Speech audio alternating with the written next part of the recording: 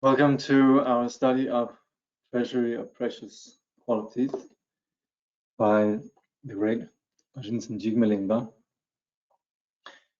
So as always, kindly recognizing the value of this, please think of this study in terms of understanding the suffering there is in the world. And of course, these days we're talking a lot about the particular situation within our you could say familiar world, but also understanding then that this nature of suffering pervades every moment of dualistic experience for all sentient beings everywhere. There's constantly this struggle of me and working towards what I want and avoiding what I don't want, and as such the cycle of suffering is endless within this situation of sentient beings.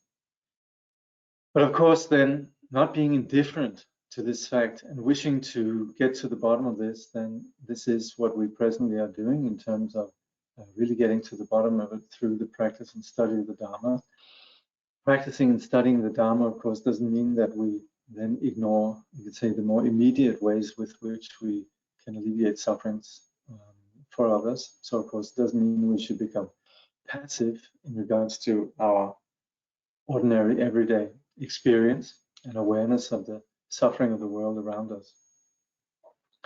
But with this motivation then, which is temporarily to bring sentient beings to happiness and ultimately to establish them at the level of perfect liberation, then this is what we are doing with our study. And you know, when you come to this study of Buddha Dharma, it is about getting to the bottom of suffering, but we do so on the premise that the ground disposition of every sentient being is intrinsic primordial purity. And this nature is endowed with all the qualities that we can think of in terms of wisdom, strength, and compassion. And so this nature that we refer to then as the Buddha nature, or the Sugata Garbha, or whatever we might think of it or label it as, this is the abiding reality that we temporarily then are confused about. And the practice of the path is to bring us back to this original, uncontaminated, unconfused condition. And as such, our work is very much like that of a doctor who sees someone who has a curable condition.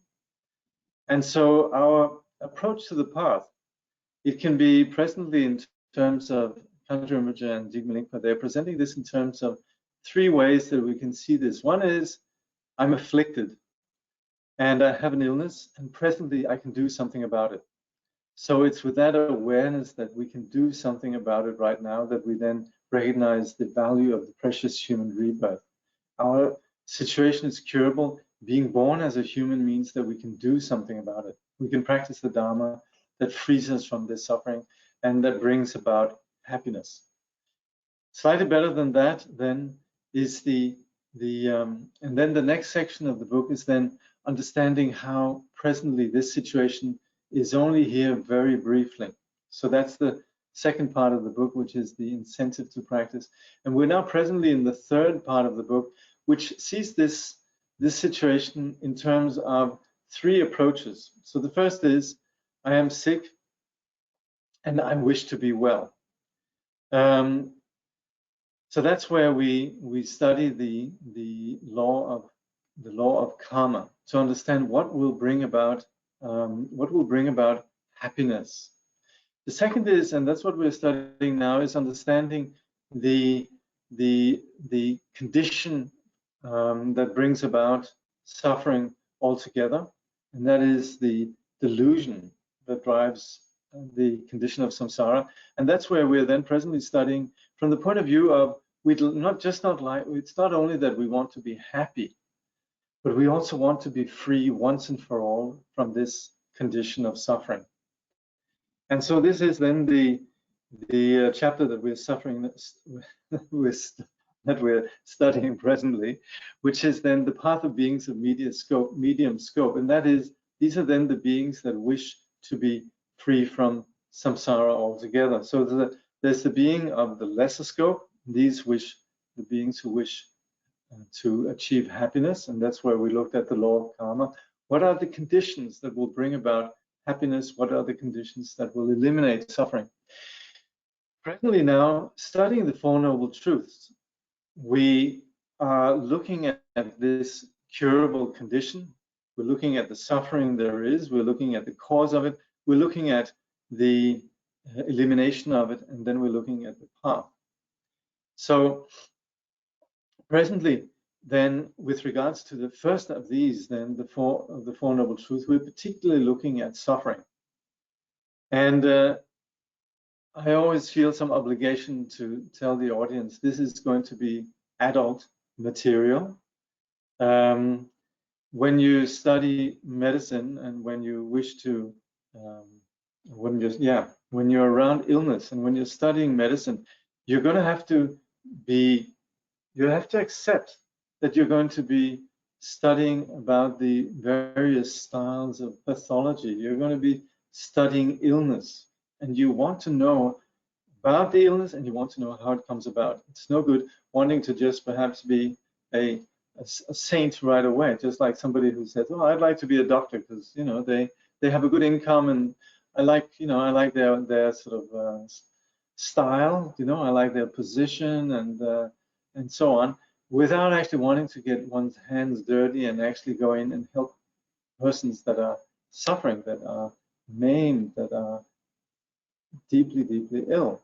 So with that, we're not just approaching the spiritual path in terms of, well, I'd just like to sort of join with the love and the light. It's very much about understanding for our own sake and also in terms of generating compassion for others, the suffering there is in samsara. And that's where, again, we're looking into a realm and a science and a knowledge that goes beyond just what is apparent within our present physical world. And we're going to be looking at the various realms of samsara in which there's incredible suffering, and we presently, having the privilege of being born in the upper part of samsara, we might not be aware and we can't actually understand the suffering there are in the lower realms.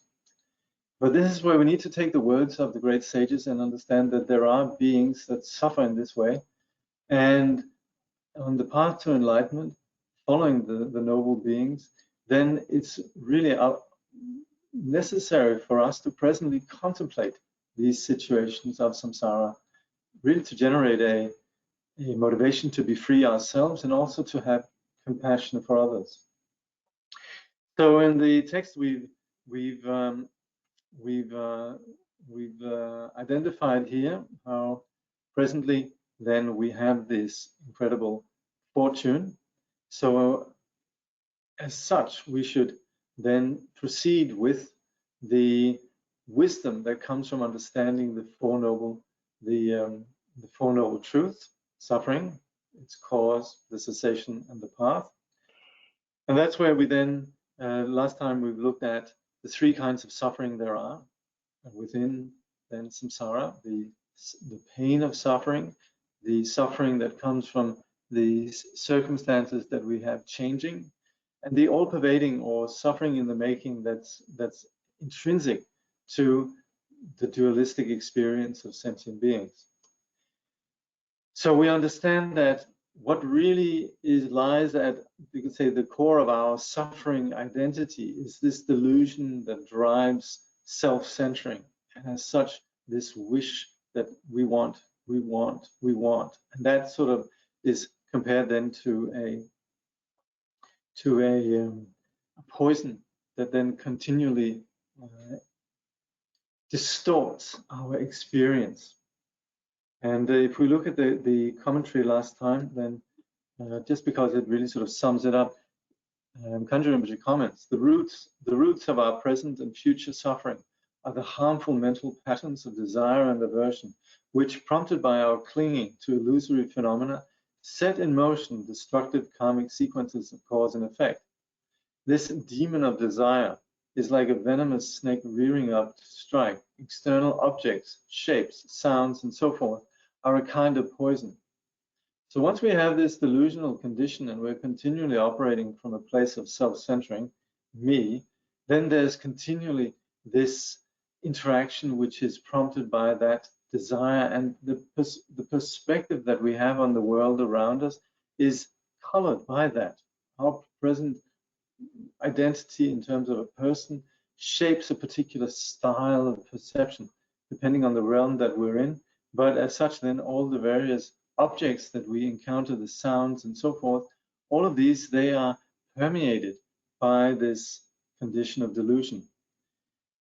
Kangyur Rinpoche continues, they seem pleasant when they're experienced, but later reveal themselves as a source of pain. The mind is adulterated by these outer objects, for it merges with them inextricably in the same way as iron is suffused with heat when it is glowing in fire. Because they lack the insight to appreciate the defect implicit in the attitude of craving, beings have languished in the prison of samsara and have never discovered how to escape from it. This indeed is our terrible predicament, and sadness wells up as we reflect upon it. And actually the comment here is quite important, even though it seems fairly straightforward. The sadness cure in this context is considered a positive quality. Its importance lies in the fact that it gives rise to renunciation, the desire, indeed the decision to leave samsara. So this is where somebody who sees how people suffer then wish to become a doctor. That's where you understand here that this is something that's undesirable, and it's not as if this leads us to depression or anything like that. It's more just this understanding and this, you could say, empathy that comes from a condition of seeing there is suffering, something can be done, but also very much, you could say, being sensitive to and feeling the raw pain of this without necessarily overwhelming us. It makes us determined to do something about it. So then the fourth verse then says, we yearn for happiness and strive for it, but overmastered by the power of ignorance and caught upon the sharpened head of sorrow and its cause. We are ourselves the place wherein our pain is all prepared. So that's where we're ourselves, right in the place where we make our decisions for how we want to experience our future, and yet as much as we want happiness, we're actually generating our own suffering.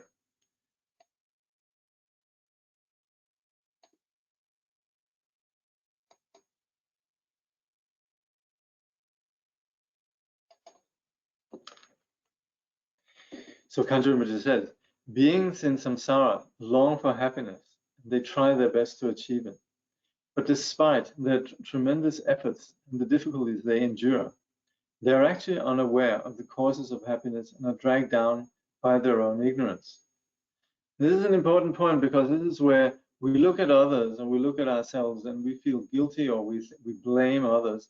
But we have to understand that the condition of samsara is one of incredible innocence. But the thing about that innocence, and we're not talking about sweet little rabbits or lovely little children that are innocent and virginal and pure and all of that. That's not what we mean. We're basically innocent in a sense of ignorance and simply just not understanding.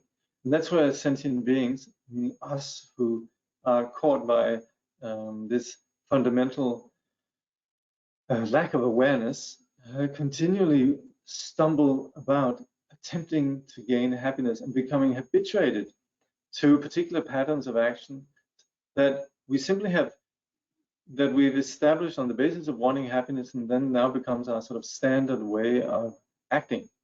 So that's where we can look at ourselves and see particular patterns there, and we should also understand this is what drives every other sentient being in every way, that with every action that they're doing.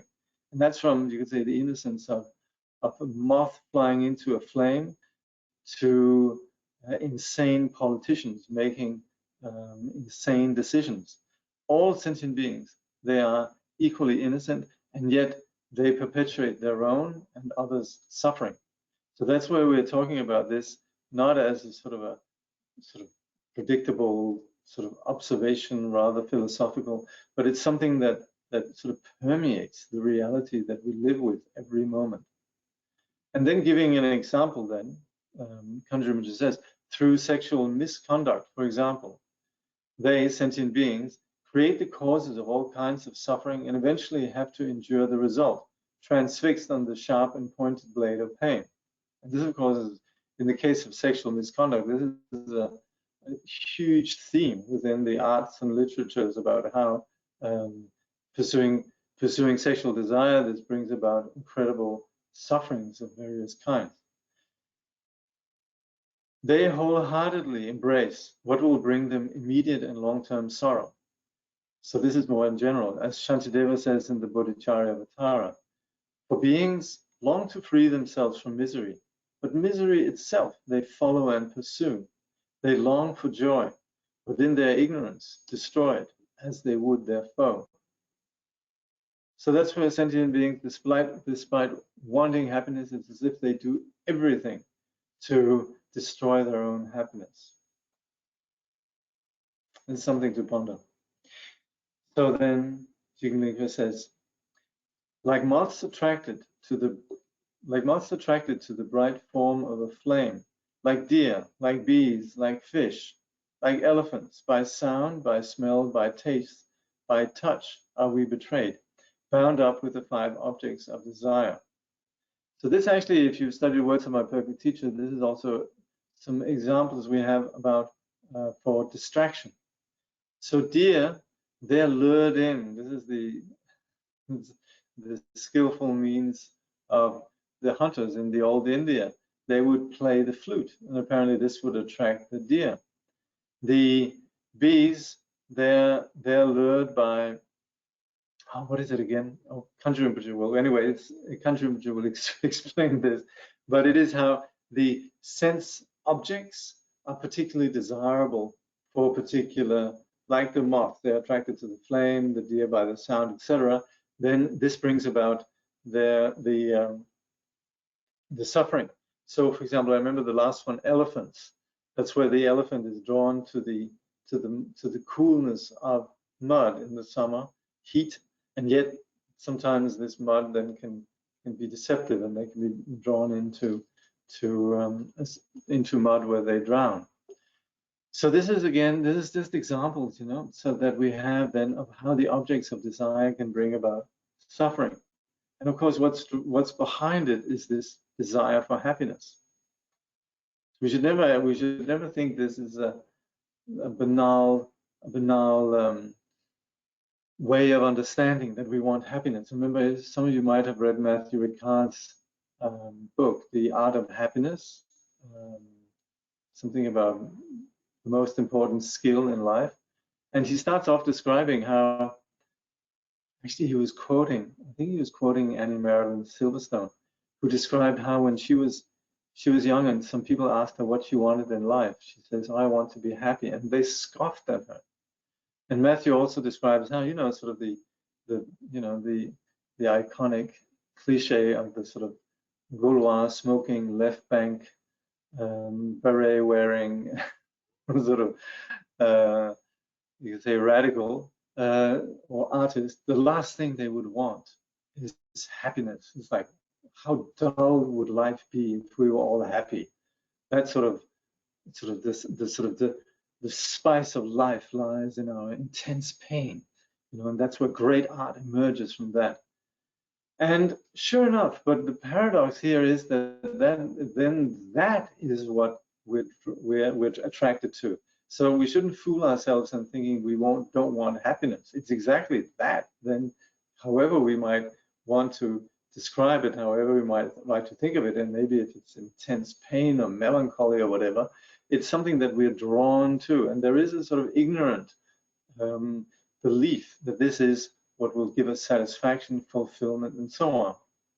So we should be quite clear and not get caught up in the semantics around this, and really understand this is something that really lies at the heart of every micro moment of our experience. Okay, so So Kangyur Rinpoche comments, desire is the source of suffering, both in this life and the next. Like moths drawn to the lovely candlelight that destroys them, people are attracted to the pleasing sound of flattery, enticed by the aroma of tobacco, the taste of meat, a lover's soft touch, and the caress of silken robes. Thus, people are deceived and destroy the path to their own freedom. Lured by the sweet sound of a lute, the deer is shot with poisoned arrows. The bee is drawn by the perfume of the flower and is ensnared in its petals. The fish is caught on the hook, unable to resist the taste of the bait. And the elephant, craving for contact with its mate, perishes in the quicksand. Beings are enticed by the objects of the senses and are constantly bound up with them. This is something that is only too obvious, particularly in the modern world where we're so dependent and continually seeking what is in fact just purely object-oriented or physical, or has to do entirely with getting the objects that we desire. So Vasubandhu, as Vasubandhu said, living beings, each and every one, are lured by these five senses all the time and overwhelmed thereby, both night and day. What happiness can they attain? So there are the short, cheap thrills that might give us some relief, might give us some sense of just having pleasure, but again, none of these really bring about anything other than, in fact, enforcing, just like drinking salt water, it enforces the thirst or the hunger. So Jigme Lingpa says, beings in samsara continuously assailed by pains more swift to strike than raging fire, than wild and dangerous beasts, than savage men, than punishments of kings. So Kangyur Rinpoche comments, indeed, the intense suffering of the wheel of existence is a blazing fire destroying all it touches, worse than wounds inflicted by lions, tigers, and ravening beasts, worse than the harm caused by savages or the punishment inflicted by kings upon lonely, friendless individuals. The sorrows of samsara are stronger, swifter to strike, and longer lasting. Beings are tormented constantly by the three kinds of misery. These are the ones that we saw earlier: pain, the suffering of change, and all-pervading suffering, and the 8 associated sufferings that follow each other in an uninterrupted spate: birth, sickness, old age, death, separation from dear ones, meeting with enemies, the loss of what one needs and desires, and the presence of unwanted circumstances. So we should have no illusion about the nature of samsara as being one of tremendous pain. So then Jigme Lingpa, verse 7 says, there is no way to conceive of those who were our friends or foes, who held us near or far. For every living being has loved and hated us and has been unconcerned. The help and harm received from them surpasses all imagining. So right now we construct particular individuals as our friends, particularly as our enemies, but the truth is that we have gone through every imaginable and unimaginable experience in terms of being loved, hated, or just being neutral in our relationships. So that's where the present sort of construction of persons being either good or bad is completely, you could say, ill-informed. So Kangyur Rinpoche comments, it is impossible to conceive how many beings from beginningless time in samsara have been related to us as parents, as enemies, or as people indifferent to us. In fact, all beings have been linked to us in these 3 ways innumerable times. So the 3 ways are through love, through hate, or like being unconcerned or indifferent. When they were our enemies, they injured us. When they were our parents or our friends, they cherished and aided us. When they were neither, they ignored us. It would be impossible to calculate the number of relationships that we have experienced. Once when the noble Katyayana went begging for alms, he came across a group of people, and perceiving the karmic link that bound them together, commented, he strikes his mother, eats his father's flesh. His hated foe he dandles on his lap. Here is a wife that sucks her husband's bones. At this samsara, how can I not laugh? Let's see what the comment says. You'd be familiar with this from the words of my perfect teacher. This well-known story, also recounted in Words of My Perfect Teacher, describes the occasion when Arya Katyayana saw a man sitting with his child on his knee. He was in the act of eating some fish, and in order to chase away a dog that was gnawing at the leftovers, he threw a stone at it.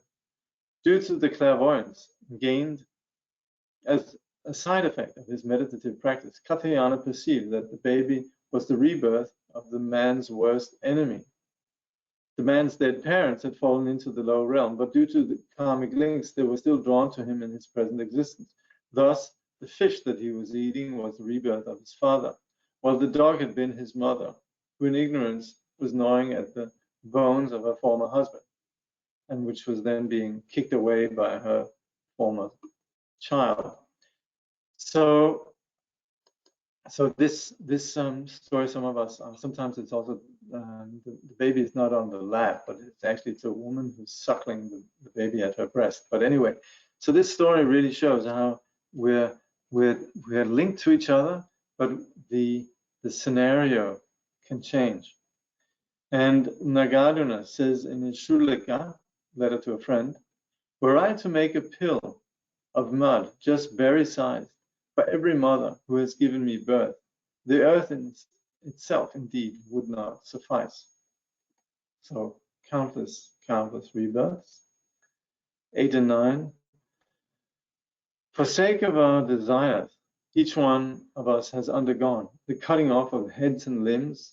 These members all piled up would make a mountain greater than Sumeru, though our life-supporting bodies were no bigger than a speck of dust. In hell, we swallowed boiling molten copper. When we were pretas, we consumed both pus and blood and every kind of filth. The tears we shed from all these woes would many times exceed the rivers that flow down into the outer seas. So this is where we need to be factual about the fact that with our awareness of how the world around us is continually experiencing suffering, it's not as if we have gone free. And we know that such suffering happens. And as such, then this is something where we need to reflect that sooner or later we have had these experiences, not just once, but countless times. So, Kangyur Rinpoche in the comments, finally, it is worth reflecting about all the times a single being, no need to mention all, has taken birth in samsara, and the number of times he or she has lost heads and limbs in the quest for fulfillment. So we should think about ourselves having gone through that, but also generating compassion for others. Think how others then have gone through this countless lifetimes with countless sufferings. All such heads and members, small though they be, when piled up together, would make a heap more lofty than Mount Meru itself, 80,000 leagues high.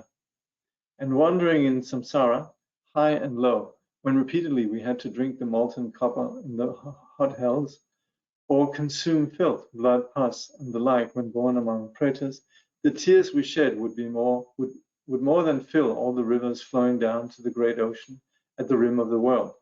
This is mentioned specifically in the Saddharma Shmityu Pashtana Sutra. Okay, so of course we come from a different world view. So we operate within a modern world, different cosmology, and also the images that we have of the hells and so forth are not exactly familiar material, but we can probably understand how the mind is capable of generating all these various experiences of intense pain. We can also see when we have a painful situation, then it's very often that we retreat into into a strong sense of I as alienated to my experience. We have a sense of aggression and a sense of dislike of the other. This sort of perpetuates a situation in which we feel alienated and angry, and the other is perceived in a very, you could say, overwhelming, solid form. And as such, we're at odds with our environment. It's very often when we are having negative experiences, we perpetuate negative attitudes, and that in turn then drives further sense of alienation and pain and so forth. And that's why, unfortunately, the lower realms, the realms of the what we call the hell realms and so on, they basically signify the situation of a psychology that's gone into an intense state of aggression. And that's where it's on one hand there's the pain of the individual, but there's also the sense that the environment is hostile. So right now we can sit sort of in a very benign context, and probably on the basis of our own experiences, psychological experience, we can sort of understand and intuit what we're talking about here. We've all experienced this. But what we're talking about when life ceases, when this embodiment in the human form ceases, then this experience that we presently can identify in terms of psychology, this is something that then plays out in terms of actual projection of the environment. The world being something that is created by the mind. The perceptions that we have are all shaped by the individual subjective consciousness. And as such, then we as sentient beings, we carry with us this sense of being embodied, having a form that we refer to as ourselves.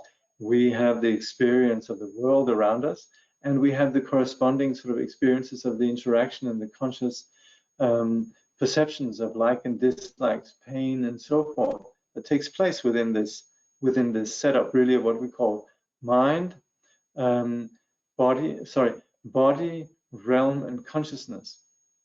So that is what shapes lifetime after lifetime in samsara. So as much as you could say the teaching here is going to be representing or reflecting a different cosmology, the fundamental experience of samsara is universal.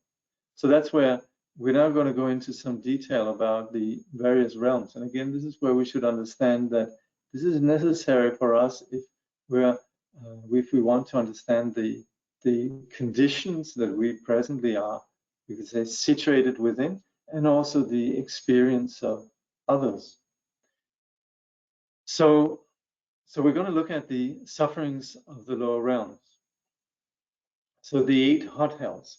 So Jigme Lingpa writes, the pains of hell are measureless. And these are names of then the different hot hells.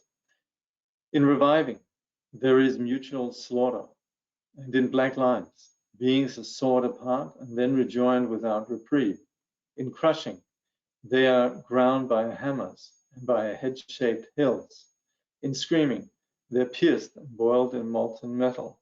In great screaming, they're burned in houses made of incandescent steel. A couple of weeks ago, I was having a conversation with, and some of you might have seen this, with Sam Burkholz, who founded Shambhala Publishing. He was a very close student of Chögyam Trungpa Rinpoche and also Chinli Nobu Rinpoche, and also Charlie Rinpoche. And he described himself as essentially a skeptical person. But he had this experience of what I guess we could call it near-death experience, except actually in the Tibetan tradition, there's sometimes talk of what we call delok. And these are people who actually pass away, experience a place where they're essentially wandering in various realms that we normally would experience after we have passed away. And then somehow they come back. And so Sam's experience was very much that was similar to what we call deloks, these persons that come back from the dead. Another my teacher, Chagdu Rinpoche, his mother was such a delok, and her life story has actually been translated into English. It's called just that, delok, and she describes what she experienced as she was gone for a period of time.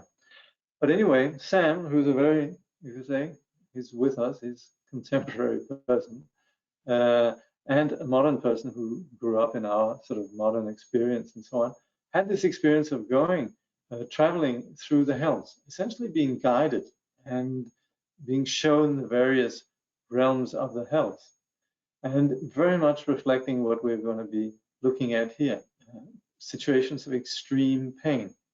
And of course, within our culture, consciousness not really being the scope of our science, then we are, I guess you could say, if not exactly blissfully ignorant, then certainly ignorant about this.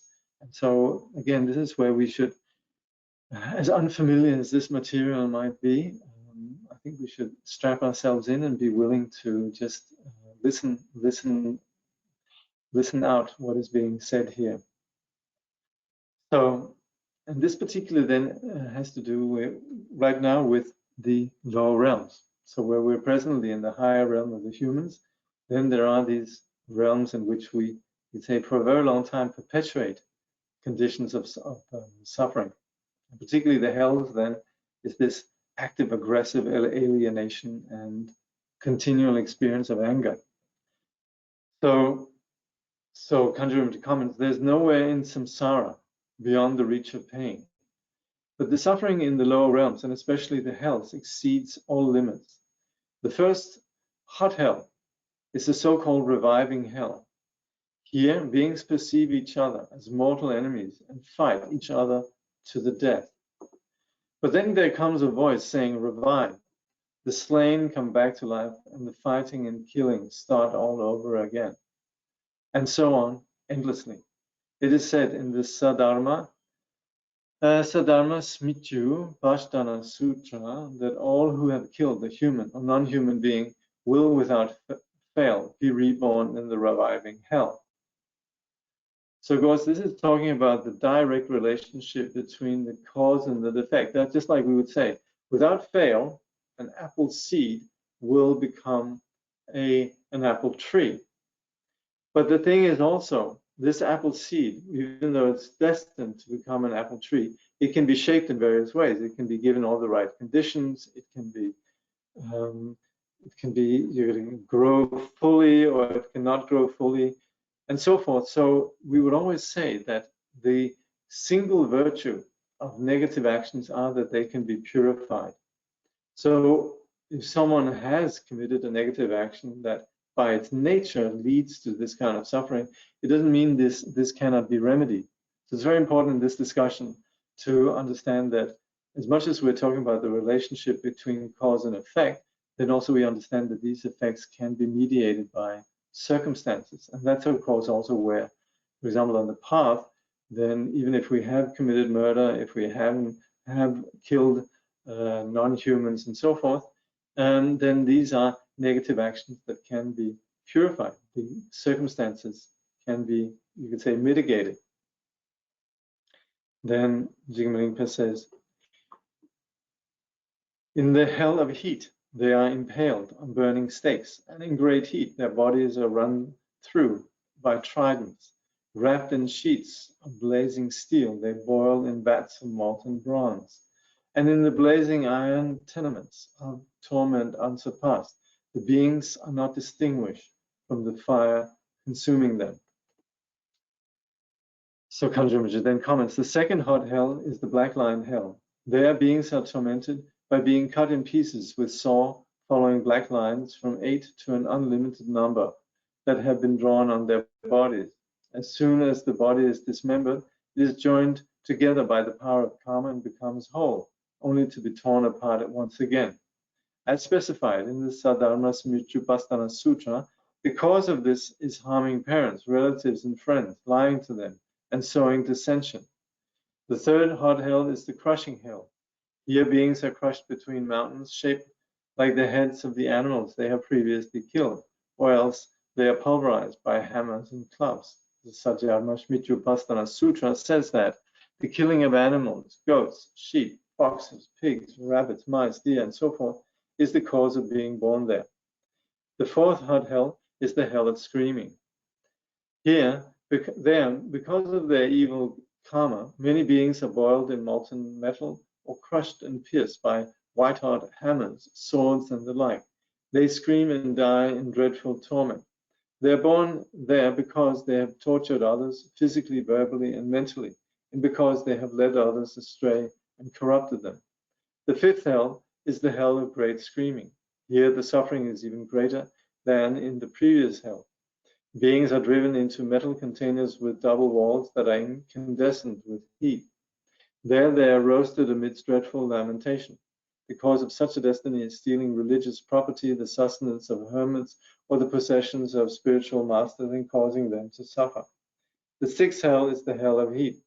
Here people must lie on their backs on a ground of burning metal, where they are flogged and roasted, and their bodies are impaled through and through on white-hot metal spikes. The seventh hell is the hell of great heat. Here, even more than before, beings are tormented by fire and blazing weapons. Their bodies are impaled on tridents and they are enveloped in sheets of incandescent metal. Alternatively, they are immersed in molten bronze, in blazing iron cauldrons, so that they resemble white and black skeletons convulsed with horror. The eighth hell is the hell of torment, unsurpassed. Here there is the worst pain of all, constant and unwavering. Beings are trapped in buildings of blazing hot metal with walls of double or fourfold thickness in which there is no breach. They are indistinguishable from the fire that suffuses and burns them.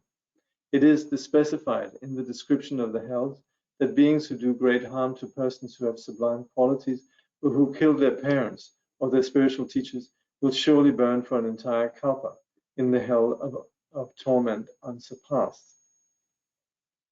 So this way, if you're familiar with the preliminary practices in the Longchen Nyingtik, then this is what the wording in there refers to. And of course, this is not easy for modern people to make sense of. In the classical Buddhist cultures, this is something, however, that you take seriously, and you really contemplate this as an incentive then for practicing the Dharma. And that's again where, even if we're not familiar with this, and if the spiritual path is something that's if not new to us, then something that still there's a lot to be learned there. This is just, you could say, a time when we should just consider the possibility of these realities that are described here. Let's see if there's any questions at this point.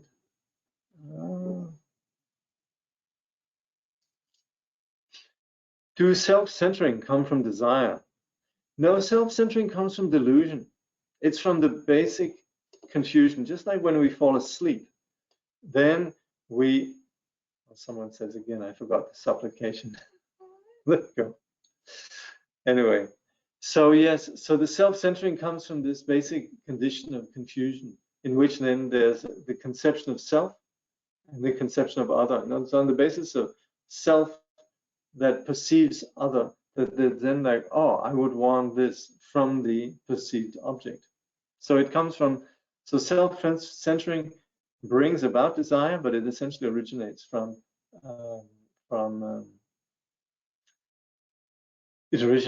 ignorance. Is longing for happiness imputed in humans? Yeah, we as humans, not just humans, but all sentient beings, long for happiness. How can we transfer the example of a deer into our own weaknesses of attracting suffering? Well, we very often are attracted to things that bring about suffering. It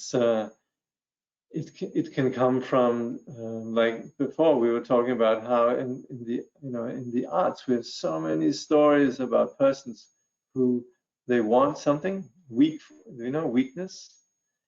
People steal, people commit sexual misconduct, people even kill because they want particular things they're driven by.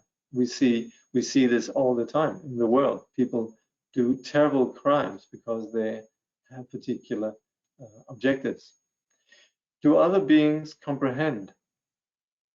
Do other beings comprehend what now we are talking about? Not easily. Not easily. This is something that really comes us engaging in this particular study is very much coming from a place of wanting to get to the bottom of truth. It's not convenient. You know, you'd probably rather be watching, you know, Netflix and some entertainment and distraction than hearing about suffering. And most people are like that. But here it's like we've undertaken the study of medicine. We're willing to go in and see sort of the various conditions of persons that are suffering. But we do so very much from the point of view that something can be done about this. So it's us informing ourselves about the realities of confusion, understanding where this confusion originates from, and then going about doing something about it for ourselves, and then also so we can assist others. Do hell beings have different bodies than humans? I thought I heard that, probably trying to put some distance between me and the thought of the hells. Well, they experience having a body just like we do. So just like we, you know, we would say we don't even like to be pricked by a thorn. So, you know, we don't even like if there's a spark that lands on us, or we put our hand on the stove or something hot, then we feel incredible discomfort. So same for the hell beings. So again, this is not something that we should think, oh, I don't want to think about it. It is something that we actually do want to think about, because it would inform our decisions about our priorities and so forth. So that's the intention of us presently looking at this.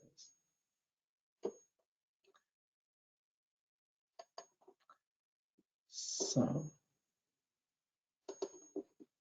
the 16 neighboring hells. So Jigme Lingpa writes, when they think that they might be released from pain, the doors stand open, leading to the neighboring hells. But there they find a trench of glowing coals, a vicious swamp of rotting dead, a razor grove, a fordless stream, each one more horrible than Yama's jaws. So Kangyur Rinpoche comments, when the suffering of the 8 hot hells becomes a little less, the beings therein have the impression that they might escape to freedom, and the doors of hell seem to open. But around the hot hells in each of the 4 directions are arranged 4 neighboring hells, 16 in all. The former prisoners rush out toward what they take to be a river, but this turns out to be a trench of burning embers, and they're driven into it by iron dogs with shaggy manes. Again they see what in the distance looks like a cool and pleasant place. They hurry toward it, only to fall into a swamp of rotting corpses and excrement, where their bodies are gnawed by worms with jaws of adamant. On escaping from this, they see a delightful plain, but as they run toward it, their bodies are slashed and cut into pieces by razor leaves of the trees that grow there. Again they escape, only to sink into an unfordable river of burning ashes. Their suffering is greater than if they had fallen into the jaws of Yama himself.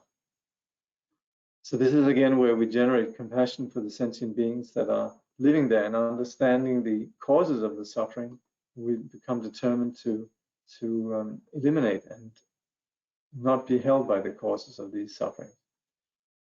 The experience of the swamp of rotten corpses is the result of sexual misconduct. Wounding and tormenting beings with weapons gives rise to the forest of swords. Pedophilia, coveting the possessions of the Sangha, killing fish and other animals, result in the unfordable river of burning ash. Jigme Lingpa writes, remembering their lover's troth, they hurry to their sides, their bodies cruelly wounded on sharp thorns. But then their lovers change, becoming monsters made of burning steel, who take them in their arms, while crows and vultures tear and gorge their eyes. In the 4 directions are the hills of Shalmali trees. Here beings have visions of people after whom they have once lusted. They remember their promises of love and hurry toward them, pursued by dogs and jackals. As the former lovers climb the hill, sharp iron thorns on the trees turn downward and pierce their bodies, inflicting horrible wounds, When they reach the top, the beloved changes into a monstrous figure of red-hot iron, and taking them into its burning embrace, crushes their brains and reduces them to a mass of bleeding flesh. After that, vultures and carrion crows with beaks of adamant gorge out their eyes and tear out their stomachs and intestines. As the Sadharma Shmitju Pastana Sutra said, the adulterers will climb the hill of Shamali and be devastated by fearful iron monsters. With regard to the duration of life in the hot hells, it should be remembered that, as specified in the Abhidharma Kosha, 1 day in the hells is equal to 1 day among the gods of the desire realm, and so forth. So a little bit of note on this thing with the duration. Thing is that its experience, of course, is lasting for an incredible long time. So it says here, 50 human years are equivalent to 1 day in the heaven of the 4 great kings. 500 years in that state correspond to a single day in the reviving hell. And here beings live for 500 of their own years. The lifespan of the different hells gradually increases. In the hell of great heat, it lasts for half an intermediate kalpa, and the hell of torment unsurpassed, an entire intermediate kalpa. So just a very long time. Again, because of the situation that the experience perpetuates this continual alienation, this continual aggression. So we'll stop here today. Again, please remember that the reason why we're studying this is to understand the condition of samsara. A lot of people work with others who suffer. Some people work with people who are dying. Some people work with people with mental illness, and so forth. So everywhere around us in the world, we come across suffering of various kinds, and we cannot really avoid suffering altogether. So we can kind of decide sometimes, oh, I don't want to know about it, but other times it's just necessary for us to be aware of it. Presently, these days, we're getting news of the war situation in Ukraine and so forth. We think of that, and it's not as if we're going to say, I don't want to think about it. We generally probably think, gosh, what these people must be going through. And so this is also the same applies here, where we want to be willing to actually try to imagine what the various realms, various hell realms are like. And of course, while we presently aren't in a situation where we can imagine these descriptions here, they come from individuals that are not intent on deceiving us, but rather just intent of really making an impression in terms of the degree of suffering. So of course, some of these you could say, well, it's cultural constructions and so forth. Possibly yes, but at the end of the day, it's really about just appreciating and understanding the condition of suffering, and that has nothing to do with culture. So we'll end here. The cold hells will be next. Oh.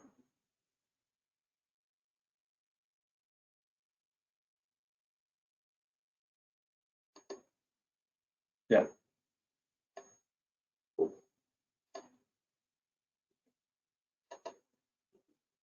Okay.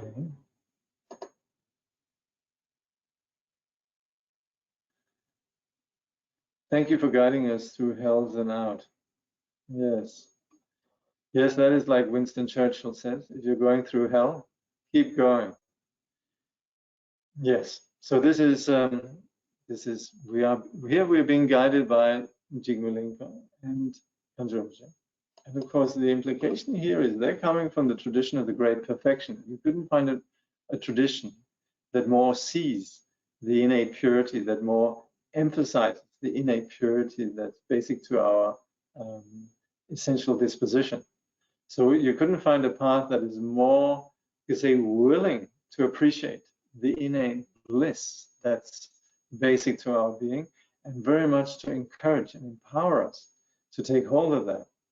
But it does come back to the acknowledgement of the relative, the truth, the validity of the experience of relative truth, in which we can go through all the realms from the hells and to the God realms. And so understanding the condition of confusion really motivates us to persevere in getting to the bottom of what drives suffering. So we'll end a few minutes earlier today. In half an hour, then there will be another program I'm starting, which is actually the first online retreat that we're doing. This will be like the retreats we normally do, we've been doing for many years, but this time just doing it entirely online. So hopefully some of you will be participating, and so I look forward to seeing you there. And otherwise, I need to do a little bit of preparation also before, so we'll conclude. Once again, I apologize for leaving out the opening supplication.